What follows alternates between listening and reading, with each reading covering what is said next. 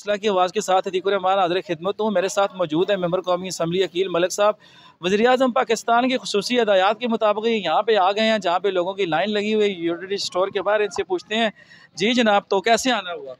बिस्मिल्लाहिर्रहमानिर्रहीम। अतीक भाई, बहुत बहुत शुक्रिया। सबसे पहले आप सब दोस्तों को और हल्के के जितने भी मेरे दोस्त हैं, बुज़ुर्ग हैं, भाई हैं, उन सबको अस्सलाम वालेकुम और बिलखुसूस रमज़ान मुबारक। ये बाबरकत महीना है और इसमें हमारी कोशिश है कि हम हल्के की आवाम के लिए आसानियाँ पैदा करें।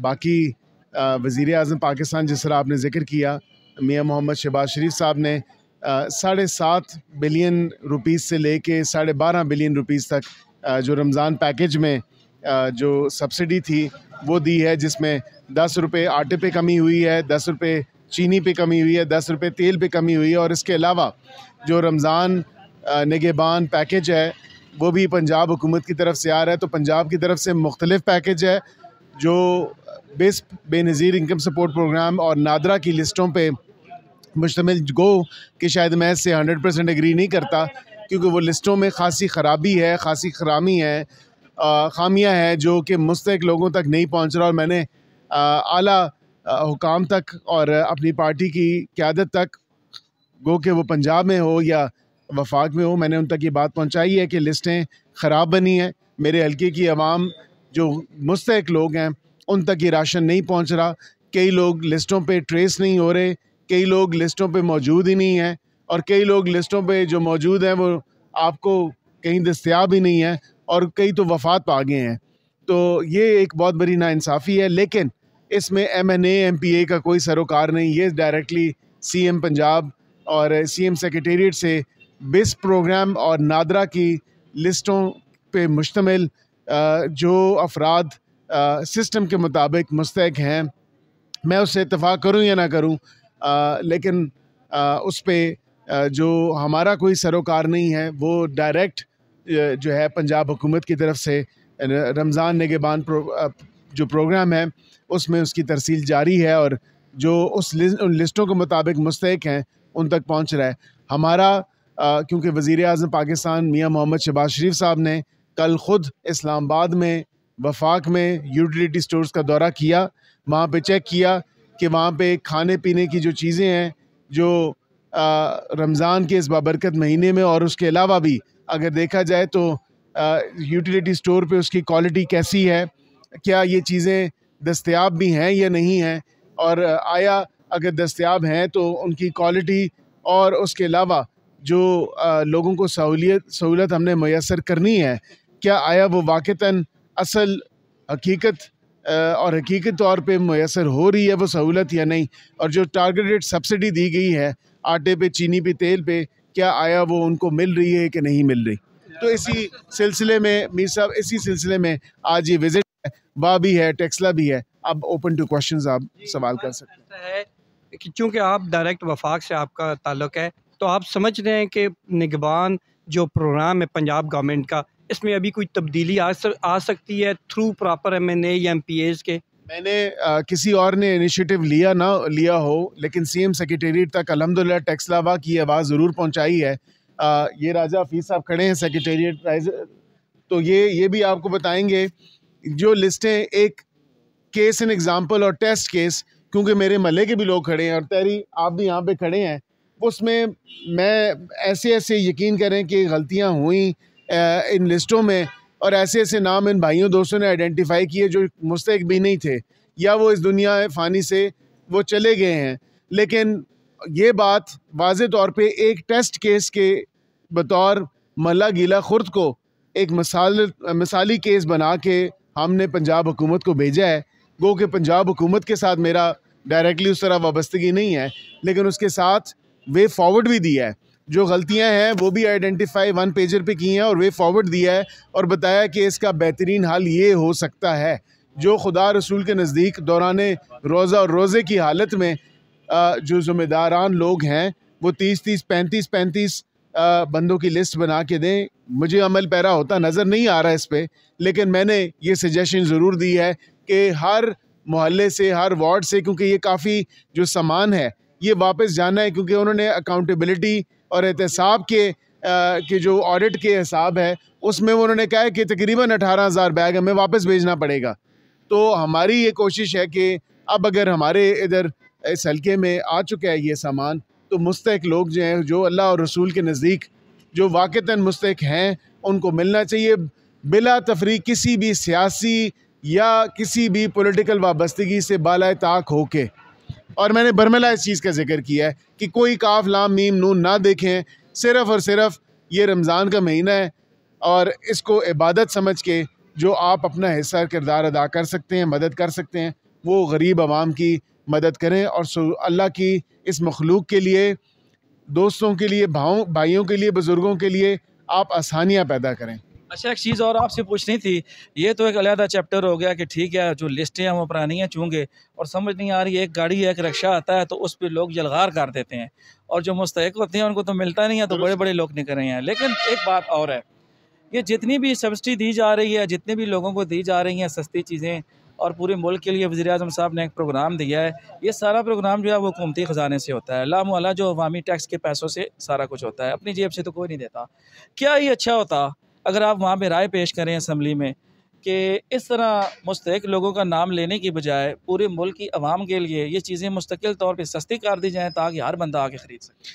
अभी बिल्कुल आपने ये दुरुस्त बात फरमाई कि मुस्तकिल तौर पे अभी देखें, एक रमज़ान के हवाले से हमने ये थोड़ी सी टारगेटेड सब्सिडी और एक पैकेज दिया है, क्योंकि रमज़ान में जो एक सारा ये सिस्टम है खाने पीने का, आपको पता है कि वैसे भी पूरा थ्रू आउट साल पूरा ये होना चाहिए। मैं तो इसके हक़ में हूँ कि मुसलसल तौर पे, क्योंकि हमारे दौरे हुकूमत में पहले भी नून लीग के टाइम पे आपने देखा, शहबाज शरीफ साहब को काफ़ी तजर्बा है, वो खातमे आला पंजाब रहे हैं। उसी पे ही आ रहा हूँ कि उस पर वाज़े तौर पे आपने देखा कि हमारे टाइम पे पहले भी चीज़ों की कीमतें कम थीं। अभी भी ये कोशिश है, लेकिन क्योंकि जुम्मा 8 दिन हुए हैं हमें ये सारा चार्ज संभाले हुए, हमें थोड़ा वक्त दरकार होगा। मुश्किल से ऊपर से रमज़ान आ गया। हमारी कोशिश हत्तुल इम्कान ये है कि हम पाकिस्तानी अवाम को, पाकिस्तानी शहरियों को, उनके लिए आसानियाँ पैदा करें, खा वो सब्सिडी की मद में हो, खा वो मुस्तकिल कीमतों की कमी में हो। और आपने देखा जो प्याज और केले की कीमतें आसमानों से बातें कर रही थी रमज़ान में, क्योंकि ये दो चीज़ें बहुत ज़्यादा इस्तेमाल भी होती हैं। अभी हमने फ़िल वक़्त रमज़ान के टाइम पे उसकी एक्सपोर्ट के ऊपर थोड़ी सी कदगन लगाई है कि ये बाहर ना जाए, क्योंकि यहाँ पे इसकी पैदावार होती है। तो रमज़ान के महीने में कम अज़ कम हम एक्सपोर्ट्स के हक़ में हैं, लेकिन इस टाइम और इस दौरानिए के बीच में कम अज़ कम गरीब आवाम को ये सस्ते दामों पे मुहैया हो। अच्छा बैरिस्टर साहब, सबसे पहले मैं एज ए शहरी आपसे एक दो वादे लेना चाहूँगा। सबसे पहले जनाब हमारी खतबे नबूवत चौक जो है आप देखें, वहाँ पर गंदगी के इतने अंबार लगे हुए हैं कि वहाँ लोग बैठकर पेशाब करने लग जाते हैं। हमने कई दफ़ा इस मसले को उजागर भी किया, लेकिन आज तक उसका हल नहीं हो सका। दूसरा सर, आपके बिल्कुल रॉयल सामने के सामने सड़क टूट फूट का शिकार है, रोज़ाना की बुनियाद पर हादसे हो रहे हैं। तो एज ए एक भाई, एज ए एक हमारे MNA, आप मुझसे आज ये वादा करें कि ये दो मसाइल, और तीसरा लोग आपको मुसलसल तीसरा दिन है, ये जो ट्रैफिक है, हैवी ट्रैफिक ख़ासकर रमज़ान के औकात में, अफ्तारी के औकात में बहुत ज़्यादा हो जाती है, लोगों का अपने घरों में पहुंचना मुश्किल है, ख़ासकर आपके आबाई जो घर हैं वहाँ पर। तो उसके लिए आप कोई इक़दाम कब करेंगे? चौथा तो सना मरने वादा आया यार, मैंने बढ़ने तो बाद तो जब ज़्यादा काम खत्म कर, मैं अभी ये मैं आपको तीनों चीज़ों, चारों पे आपको मैं बताता हूँ। मेरी CEO साहब से मुलाकात हो चुकी है, इस बारे में मैंने उनसे डिस्कशन भी की है। एक प्लान हमने मुरतब दिया है, लेकिन अब वो ऑपरेशन, जब आपने देखा कल ये परसों ऑपरेशन हुआ, तो वो रेडियो वाले सारे मेरे पास आ गए। वो कहते हैं रमज़ान है, हमारे रिज़्क पे आप लोग डिस्टर्बेंस रमज़ान के महीने में कर रहे हैं। उन्होंने कई लोगों ने बददुआएं भी दी, सारे मामलात। वो वोटर सपोर्टर भी इस शहर के रहने वाले, उनको मैंने कहा देखें ये ताली दो हाथ से बचती है, आप लोगों के लिए अजियत पैदा कर रहे हैं। रोड पे मैं भी जाता हूँ, आप जैसे भाई भी जाते हैं, ये लोग भी सारे जाते हैं। आप रेडी लगाएं, रेडी लगाने से वो एक सिस्टम हम तश्कील दे रहे हैं कि जो एक जगह मुख्तस करके उसको बनाया जाए। लेकिन जो रेडी आप रोड के बीच में, एक सेकंड खामोशी प्लीज़ इख्तियार कीजिएगा, रोड के बीच में आप जो रेडी लगाते हैं, उससे मुझे भी तकलीफ़ है, आपको भी तकलीफ़ है। तो मेहरबानी काम नहीं कर रहा, हमारा भी थोड़ा ख्याल करें। ऑपरेशन हुआ, उससे थोड़ी सी बेहतरी हुई। ये बात जो आपने अभी उजागर की है कि जो हैवी ट्रैफिक के औकात हैं वो 5 बजे के बाद ही होते हैं, लेकिन ये है कि क्योंकि रोज़े का टाइम होता है, इसको कम से कम ये है कि 7 बजे के बाद अगर 7 बजे से शुरू कर दिया जाए। मैं इस पर भी AC साहब से और DCO साहब से मैं ज़रूर बात करूँगा, और मैं ये अभी नोटेशन कर लीजिए, मैं उस पर उनसे मैं बात करूँगा। मैं आ रहा हूँ सर उसी पे। ख़त्म नबूवत चौक पे आपने जब कहा एक ब्यूटिफिकेशन की जो ड्राइव है जिसमें बाशमूल अंडरपास, आपने देखा होगा बाकायदा तौर पे मैंने ज़ाती तौर पे मैंने गाड़ी भिजवाई के बाशमूल मेरे भी जो बैनर लगे हैं, जो गंद हम लोगों ने इलेक्शन के टाइम पे की, जो हमने बैनर शैनर लगा के इस शहर को ख़राब किया है, अब वो दुरुस्त भी तो किसी ने करना है। मैं भी बैनर लगा जाता हूँ, दीगर भी सियासी बैनर लगा जाते हैं, लेकिन साफ़ करने की तौफीक अल्लाह ताला ने शायद किसी को नहीं दी। मैंने स्पेशल अपनी गाड़ी भिजवा के CO साहब के साथ कोऑर्डिनेशन, उन्होंने कहा हमारे पास गाड़ी मौजूद नहीं है, मैंने वो तमाम तर बैनर्स उतरवाए। अभी ये चेक करना है मुझे, मैं इधर से क्योंकि अभी पुल से जाऊंगा तो मैं देखूंगा कि यहाँ पे उतरे कि नहीं उतरे, वरना तो यहाँ पे भी सफाई होगी। सफाई का जो एक पहला जो पहलू है, ये पहलू है, ये इसमें सबसे पहले मेरी अवलीन तरजीहों में है। आपने ख़त्म नबूवत चौक की बात की, नहायत अफसोस के साथ वहाँ पे लोगों ने उसको लुक आफ्टर नहीं किया, वहाँ पे इतना गंद है। मैंने CO साहब से मीटिंग की है, इसको RWMC से हम बातचीत कर रहे हैं, क्योंकि हमारी गवर्नमेंट, पंजाब गवर्नमेंट का भी ये प्रोग्राम है साफ़ सुथरा पंजाब और साफ़ सुथरे पिंड और साफ़ सुथरे शहर। ये आपने भी देखा, मरीम नवाज़ साहिबा ने भी ये बात की है, उस पर हम अमल पैरा भी हैं। और अभी हो सकता है कि हम सफाई के साथ साथ एक क्विक रिस्पांस फोर्स, जो अभी मैं उसकी थोड़ी पॉलिसी लेवल पे तश्कील दे रहा हूँ, क्योंकि हमारी ये कौम डंडे सोटे के बगैर सुनती नहीं है। मसला ये है कि कॉन्स्टेंटली मोटरवे वाले खड़े होंगे, बल्दिया वाले खड़े होंगे, दूसरे आपके ट्रैफिक वाले खड़े होंगे, तो रेडी और बसें और रिक्शे हटेंगे, इसके अलावा इनका चारा नहीं है। और इस पे मैं एक सेकंड भाई आपकी बात सुनता हूँ मुझे, तो उसके अलावा इस पे भी मेरी एक इनिशियल मीटिंग्स में से हुई है। अब आपकी मैंने ये ख़त्म नबूवत वाली बात कर दी, अंडरपास पे क्लियरेंस जो उसकी है, लाइटें भी लगाना, और उसमें हम अपनी लोकल टैक्सा की सकाफ़त को उजागर करते हुए जो यहाँ की ट्रक आर्ट है वो भी मैंने कहा है कि आप मेरे से खर्चा लें, आप बेशक बोझ ना डालें, लेकिन ये लाहौर के अंडरपासेस जिस तरह बने हुए हैं हम टेक्सला में क्यों नहीं बना सकते। जी बिल्कुल, वो भी मैं, अच्छा वो सड़क की आपने बात की, नहीं सड़क की नहीं, आपने एक दिन में सारे काम मैं एक दिन का वो वज़ीर आज़म या वज़ीर आला तो बना नहीं हूँ जी। आहिस्ता आहिस्ता थोड़ा सब्र तहम्मुल के साथ चलेगा सारा मामला। जहाँ पे आपने बात की, आखिरी आपका जो बात है वो ये है कि मैं एक दफ़ा उसको, एक नहीं 3 दफ़ा उसमें सेल्फ स्टाइल जो इन्होंने यू टर्न बनाया होता है मोटरसाइकिलों ने, उसे मैं 3 दफ़ा बंद करा चुका हूँ। ये अभी आपको बताया होगा, CEO से अभी गवाही देंगे, फिर भी तोड़ के फिर भी हमारे बिल्कुल सामने। मैं कहता हूँ ये इतना डेंजरस है काम, इसको 3 दफ़ा मैं करा चुका हूँ। उसके ऊपर स्क्रैपिंग जो है मैंने कम से कम 2 दफ़ा वो स्क्रैपिंग करवा दी है, ताकि वो लेवल हो जाए और उसमें वो ऐसे ऊपर नीचे ना हो, गड़े ना बने कि बाइक्स वाले गिरे। ये इकदाम मैंने किए हैं, लेकिन ये इसका एक परमानेंट हल जो है वो ज़रूरी है, और इंशाल्लाह मैं उसका परमानेंट हल भी करके ये पूरे रोड का जो एक है हम प्रॉपर तरीके से वो कर रहे हैं। फिल वक्त कह लें कि ठुक थकड़ी से काम चलाना हो तो वो तो चलाया जा रहा है, लेकिन एक परमानेंट सोल्यूशन, परमानेंट हल, क्योंकि हमारे कौम का मसला ये है कि हम एक फार साइटेड नहीं है, हम लोग आगे की नहीं सोचते। हम लोग कहते हैं वक्ती तौर पे काम हो जाए तो काम बंद हो जाए, नहीं, वक्ती तौर के मामलात हमने कई दफ़ा देख लिए, कर लिए, अब हमने परमानेंट सोल्यूशन लेने हैं और परमानेंट सोल्यूशन करने हैं।